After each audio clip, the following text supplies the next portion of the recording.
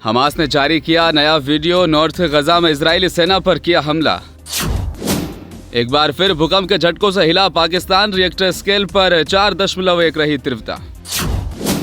अयोध्या में एक साथ जले 22,23,000 दिए, बना नया वर्ल्ड रिकॉर्ड। राम सिया राम से गूंजा अयोध्या, सरयू घाट पर सीएम योगी ने की आरती।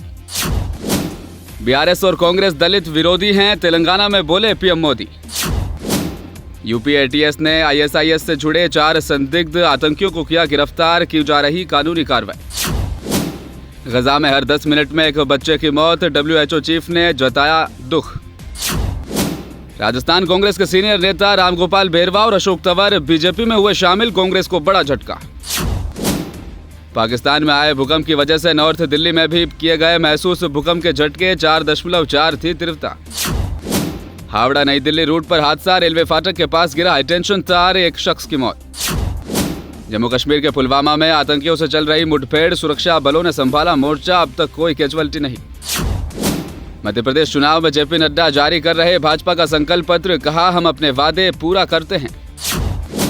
सूरत रेलवे स्टेशन पर छठ और दीपावली की वजह से यात्रियों की भारी भीड़ थी जमा, ट्रेन में चढ़ते वक्त मची भगदड़, एक शख्स की मौत। हरियाणा के यमुना नगर में जहरीली शराब पीने से 16 लोगों की मौत, पटना में 35 लाख का अवैध शराब किया गया जब्त। राजस्थान में कई कांग्रेसियों ने थामा बीजेपी का दामन, पूर्व मंत्री और पूर्व विधायक भी हुए शामिल। महादेव ऐप का मामला, नोएडा पुलिस का बड़ा एक्शन, 18 आरोपियों के खिलाफ गैंगस्टर एक्ट में की जा रही कार्रवाई। मनीष सिसोदिया को बड़ी राहत, बीमार पत्नी से मिलने अपने घर पहुंचे, कोर्ट से मिला था शाम 4 बजे तक का समय। सऊदी अरब आज एक्स्ट्रा ऑर्डिनरी जॉइंट अरब इस्लामिक समिट की मेजबानी करने के लिए तैयार। लालू यादव परिवार के करीबी अमित कत्याल गिरफ्तार, लैंड फॉर जॉब स्कैम में ईडी की बड़ी कार्रवाई। और बारिश के बाद दिल्ली में एक बार फिर खराब हुई वायु गुणवत्ता, खराब श्रेणी में पहुंचा एक्यूआई। कांग्रेस नेता राज बब्बर का बड़ा बयान, बोले एमपी में कांग्रेस आई तो सिंधिया के महल को चौपाटी बना देंगे।